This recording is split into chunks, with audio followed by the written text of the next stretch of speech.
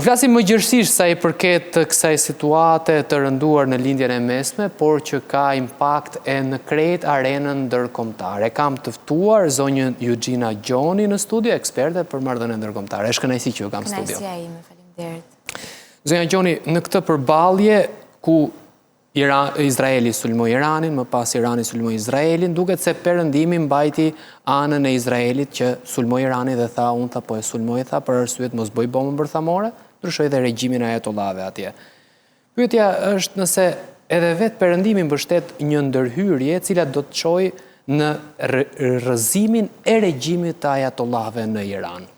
Në fakt, i gjithë qëllimi i këtyre sulmeve dhe kundër sulmeve dhe i gjithë konfliktit Izrael-Iran është pikërisht për ndryshimin e regjimit të ajatollave.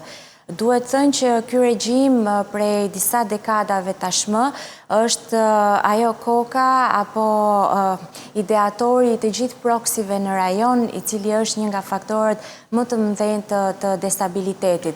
Dhe duhet thënë që mbas një vargu sulmesh dhe goditje shkatërruese si për Hamasin, Hezbollahun dhe po aq për përpjekjet e tanishme për Houthis, patjetër ajo koka kryesore pra regjimi i Iranit duket që është edhe më afër fundit. Nëse do të bënim një paralele me Sirin, u duk sikur në fakt ishte e pamundur që një nga liderët e organizatës terroriste Al-Xolani të bëhej lideri i cili do të shpëtonte apo do të lironte Sirin, dhe në këtë paralele mendoj që mund të shikojmë edhe një rokat të regjimit brenda në Iran.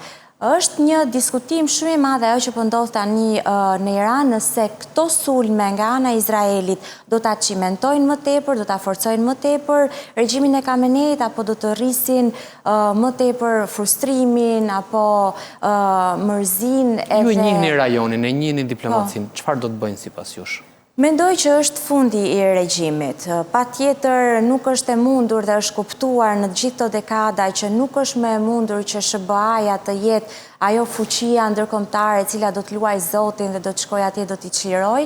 Dhe SBA-t këtë gjë e kanë kuptuar, ndaj edhe tërheqja e tyre nuk është një tërheqje në thelb, pra që nuk do të marrin pjesë më në luftrat apo nuk do të rrëzojnë më regjime, por është thjesht një princip që ata duan ta shesin ndoshta botës arabe dhe lindjes së mesme. Mendoj që fundi i regjimit është shumë afër dhe kjo do të bëhet e mundur apo goditja finale, le të themi, do të vi nga popullsia iraniane që në ditët në vazhdim pritet të ketë edhe ato protestat ndaj regjimit dhe ndaj gjithë kësaj lufte që dhe regjimi vetë po e mban në këmbë. E kuptoj. Presidenti amerikan Donald Trump këmbgul që Teherani të pranojë një marrëveshje të shpejtë, marrëveshje që të kemi paqe, thot ai, mes Iranit dhe Izraelit. Sa gjasa ka që Irani të tërhiqet, të ulet në tavolinën e bisedimeve për marrëveshje paqeje, të shkojnë në Oman për marrëveshje bërthamore, sa janë gjasat? Më tepër ka gjasa të ndodhi një marrëveshje e re për rivendosjen apo për ripërcaktimin e balancave të pasurimit të uraniumit në programin bërthamor të Iranit, se sa ka gjasa një traktat paqeje mes Izraelit edhe Iranit, gjë që mendoj që do të jetë një luftë e cila do të vazhdojë në disa dekada dhe nuk do të përfundojë tashmë. Trump po përpiqet të ribëj apo të zhbëj një gabim që ai ka bërë në administratën e tij të parë, që i dha fund edhe marrëveshjes për rregullimin e programit bërthamor mes Iranit, SBA-s, BE-s dhe disa vendeve të tjera bërthamore. Unë mendoj që më tepër ai është i prirur jo vetëm të zhbëj gjithë programin bërthamor të Iranit, por pikërisht të zhbëj një herë e mirë dhe të heqë gjithë rrënjët që mbajnë në krye vetë regjimin e Khameneit. Dhe mendoj që Trump është më tepër i interesuar për rrëzimin e regjimit se sa të bëj paqen mes Izraelit dhe Iranit. Nëse do të shikojmë disa ditë më parë, Trump pati dhe atë lëvizjen e tij pragmatiste ku bëri një marrëveshje me Iranin dhe i tha që Houthis nuk duhet të targetojnë dhe të shënjestrojnë anijet amerikane, por mund të bëjnë ç'të duan me ato izraelite. Dhe kjo u duk sikur e hodhi Izraelin në tavolin dhe e lëshoj, por me sa duket dhe gjasat janë që është një loj apo një inskenim i cili i serviret opinionit publik më tepër se sa vetë diplomacisë e cila gatuhet në pasdyre. Pse Gjoni, në gjykimin tuaj si eksperte e fushës, pse është kaq e rrezikshme, pse është kaq e papranueshme që Irani të ketë një armë bërthamore? Gjithë perëndimi thot nuk duhet, Izraeli thot nuk duhet. Pse është kaq e rrezikshme? Ka disa marrëveshje dhe disa konventa ndërkombëtare të cilat janë krijuar dhe janë firmosur pikërisht për të reduktuar zotërimin e armëve të shkatrimit të mas nga shtetet. Tashmë është dakordsuar që fuqitë e mëdha të cilat aktualisht i zotërojnë këto programe bërthamore dhe këto armë bërthamore, dhe ato vetë do duhet që të mbajnë një nivel të ullët në mënyrë që të kontrollohen dhe të ketë dhe transparencë mes shteteve në mënyrë që të kontrollojnë njëra tjetrën. Irani ka qenë ndoshta një dështim i marrëveshjeve politike të një pas njëshme. Obama u përpoq disi të rregullonte këtë me marrëveshjen që ai krijoi JPOC-n, më pas Trumpi e zhbëri ashtu sikur se e thash, por i gjithë rajoni i lindjes së mesme është një rajon i destabilizuar. Dhe Irani për më tepër nuk duhet apo nuk e lejojnë të fuqitë e tjera rajonale, por dhe vendet e tjera rajonale pikërisht edhe për shkak të natyrës së regjimit islamik që ata kanë, gjithashtu edhe diktatura apo autokracia që është në vend. Duhet të thënë që Irani është një fuqi rajonale e cila nuk operon, pra strategjia e saj është një strategji deterrence, mbrojtëse, dhe nuk operon asnjëherë në front apo në linjën e parë, por operon nëpërmjet proksive. Dhe kemi parë që të gjitha këto proksi të financuara dhe të mbështetura nga Irani ka qenë një faktor destabiliteti në të gjithë rajonin, si në Palestinë, ku destabilizuan vendin dhe nuk e lanë apo nuk bën të mundur që autoriteti i çlirimit të Palestinës të fuqizohej dhe të kishim institucione efektive, po aq edhe në Liban u zaktua i gjithë shteti i Libanit, u polarizua shoqëria ku dhe vetë Hezbollahu ishte më tepër një forcë politike përveç se fetare tjerë, dhe po aq kemi dhe Houthis. Dhe Houthis janë po aq të dëmshëm dhe destabilizues sepse janë të vendosur në një nga rrugët kryesore të kalimit të tregtisë botërore, dhe nëse do të shikojmë edhe përtej detit, dhe Sudani po aq është një nga vendet e cila është një alarm i cili po bën tik në arenën ndërkombëtare dhe po shihet me shumë vëmendje dhe nga ekspertët apo liderët botror për vetë gjithë destabilitetin në vend, por edhe luftën civile që po vjen brenda Sudanit. Do përshkallëzohet konflikti sipas jush? Unë mendoj që me goditjet që Irani do të bëjë, dhe patjetër nuk është më pikpyetja nëse do të godasi, po cila do të jetë shkalla dhe targetimi që Irani do të bëjë. Kemi parë që Izraeli ka patur një diskriminim në target, në objektivat e targetë, pra ka targetuar vetëm ndërtesat ushtarake të armëve bërthamore apo edhe të shkencës, ndërkohë që ajo që erdhi nga Irani ishte pa një diferencim në target, pra kishte dhe civil, por edhe objekte ushtarake. Dhe e dyta duhet parë edhe shkalla apo zgjerimi i këtyre goditjeve nëse këto do të prekin objekte të cilat janë në zotërim të Shtetet Bashkuara të Amerikës. Dhe nëse do t'i referohemi dhe edhe të gjithë daljeve publike të orëve të fundit të Trumpit, ku i bën thirrje të gjithë personelit ushtarak civil që të largohen, të gjithë ata që janë të vendosur në rreze afër Iranit, si në Katar, në Bahrein apo dhe në Irak. Dhe duhet kemi parasysh që SBA ka një bazë shumë solide dhe të rëndësishme në Irak, ku kemi dhe misionin e NATO-s në Irak pikërisht për rindërtimin e të gjithë sektorit të sigurisë. Ndaj mendoj që një sulm në këto targete, pra në këto vende drejtuar objekteve të Shtetet Bashkuara të Amerikës, patjetër jo vetëm do të përshkallëzojë dhe do ta zgjerojë më tepër konfliktin, por do të bëjë të mundur që të SBA të jenë një aktor më aktiv dhe më i zëshëm në këtë konflikt. SBA bëhen në një krah, Izraeli ka drejtë të vetë mbrohet dhe Irani është duke sulmuar Izraelin, nuk duhet të ketë Irani armë bërthamore, kinë Rusi në krahun tjetër, po shkelet sovraniteti i Iranit dhe jemi të friksuar apo të shqetësuar për atë që po ndodh në lindjen e mesme. Sa janë gjasat që nga një konflikt Irani-Izrael të jetë një proksi midis superfuqive? Përpos vetë konfliktit Izrael-Iran, patjetër që është një konflikt i cili shkon më gjerë se kaq.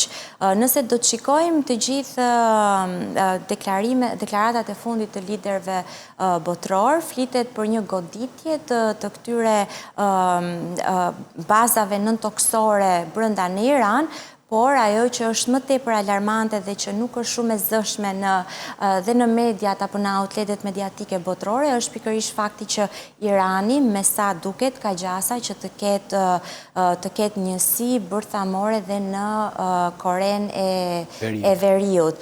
Dhe kjo është më kritike se sa vetë goditja apo shkatrimi i këtij sistemi.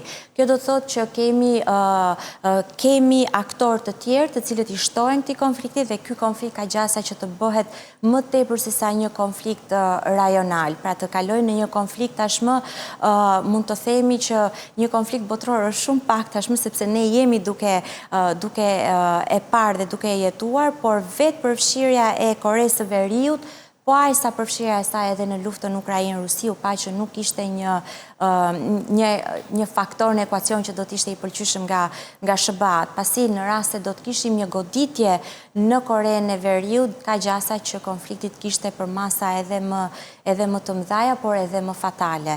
Pasi ende flitet për rrjedhje radioaktive dhe në këto sajte brenda në Iran dhe mund të kemi edhe një ndotje jo vetëm të mjedisit aty, por që mund të shkojë në dekada dhe mund të sjellë dhe sëmundje, pra një nivel sëmundshmërie të popullsisë në atë vend. Po kush mban përgjegjësi për këtë, atëherë nëse ti bombardon me këtë lloj intensiteti, vdekja shkon për 100 vitet e ardhshme, një zonë kanceroze.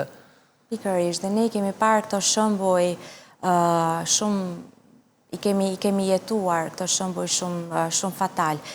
Mendoj që zgjidhja më e thjesht apo më e shpejt që mund të jetë ulja në tavolinë apo rinegocimi një marrëveshje për reduktimin dhe limitimin e armëve bërthamore, por edhe për dakordsimin e shkatrimit të programit bërthamor iranian. U pa ajo që ndodhi në Irak. Çfarë fuqie ka kjo në qoftë se ato kanë një armë bërthamore në Koren e Veriut, siç thatë? Pikërisht, edhe kjo është i gjithë kontradikta më e madhe në atë rajon, sepse u pa që ajo që u bë me Irakun, pra çmontimi i gjithë programit dhe marrja e programit, transferimi i tij në SBA, tashmë ka gjasa që mos të jetë ky skenari i mundshëm në Iran. Por kjo ka vetëm një zgjidhje dhe zgjidhja e vetme është zgjidhje politike dhe diplomatike ku të gjithë aktorët do duhet të ulen në tavolinë. Të ndalemi pak në një rast që ju e njihni mirë edhe gjeoekonominë. Kina në një deklaratë të saj i lidh sulmet e Izraelit kundër Iranit me një korridor të ri tregtar që shtrihet nga Emiratet e Bashkuara Arabe dhe Izraeli në Indi, më pas në Evropë, nëpërmjet portit të Ben Gurionit të Izraelit. Një projekt që u miratua në samitin e G7-ës të vitit 2023 në New Delhi. Sa realist sipas jush është ky skenar ku Izraeli bëhet kontrollor i korridoreve të transportit detar në rajon, duke minuar aleancën që ka Kina me Rusinë? Kjo është shumë e drejtë dhe mendoj që pas çdo konflikti apo pas çdo lufte ka një interes financiar dhe ekonomik shumë më të madh se sa vetë lufta apo qëllimet politike.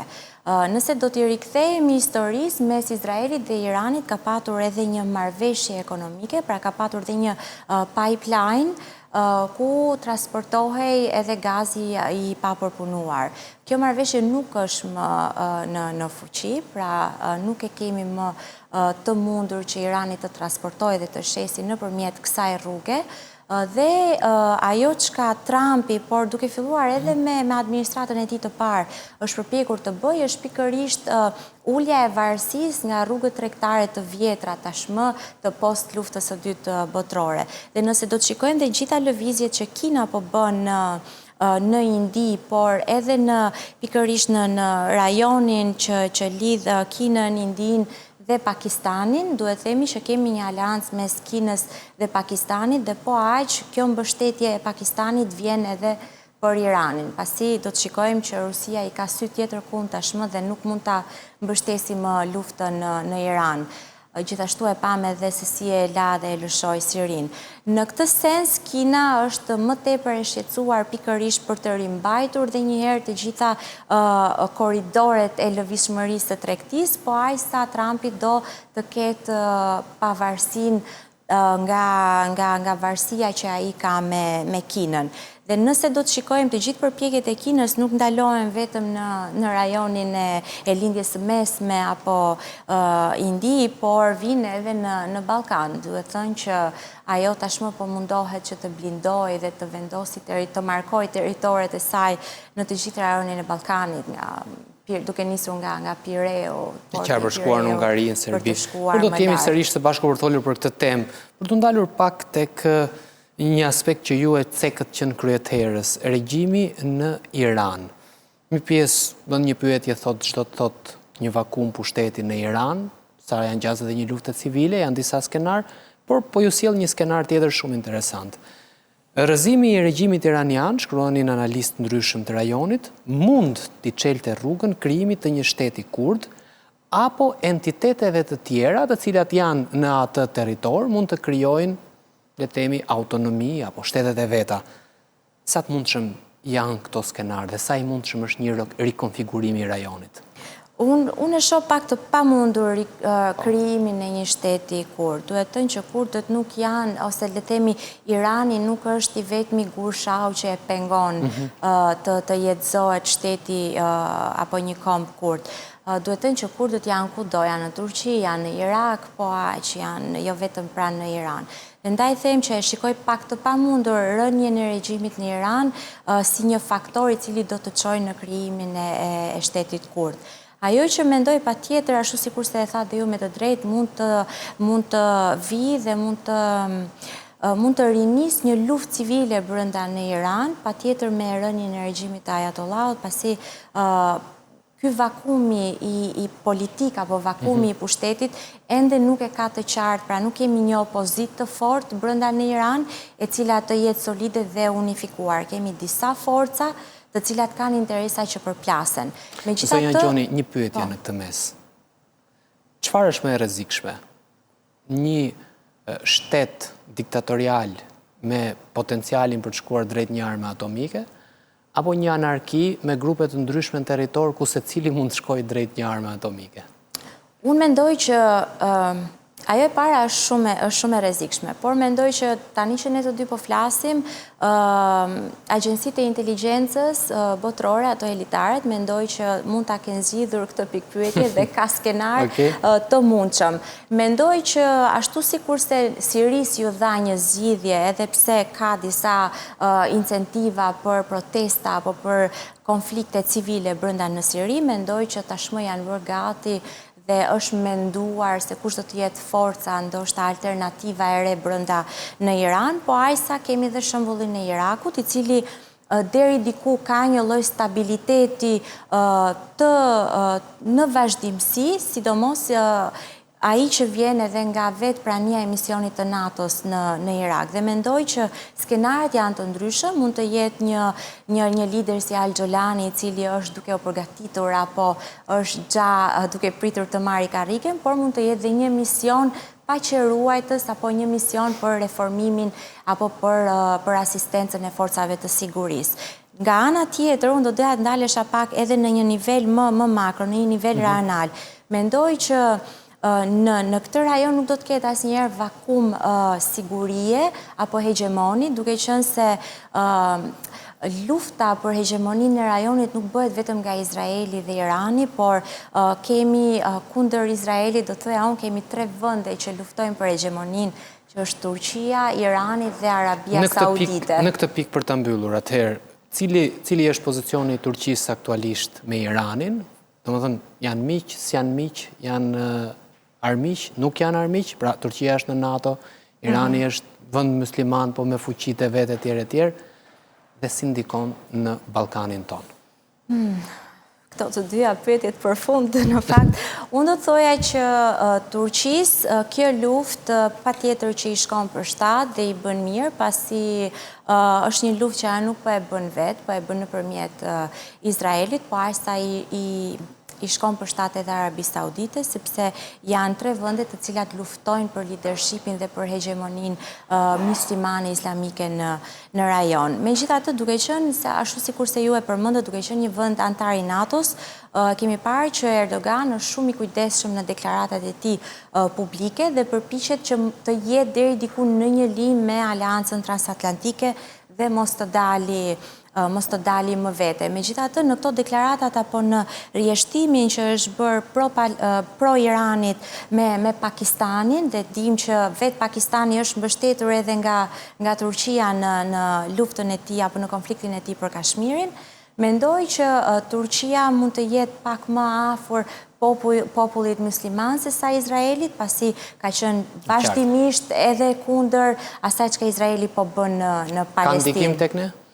Unë mendoj që ka ndikim të ne, por jo në ato për masat e frikshme që ne ndonjëherë friksohemi për Kosovën, por ka ndikim në sensin që mendoj që liderët e Ballkanit duhet të mësojnë dhe duhet të kuptojnë që Amerika nuk do të jetë gjithmonë aty, me të gjitha kapricot që mund të kenë liderët e Ballkanit, si Kurti, Vučić, patjetër, dhe mendoj që ka ardhur momenti dhe shumë shpejt, po e ndiqja edhe në insertin tuaj, Trump ka deklaruar që është momenti që edhe konflikti mes Kosovës dhe Serbisë t'i vi fundit. Dhe do kisha kënaqësi që ju kisha sërish studio për të folur për zgjidhjen e këtij konflikti. Kënaqësi që ju kisha në studio. Kënaqësia ime.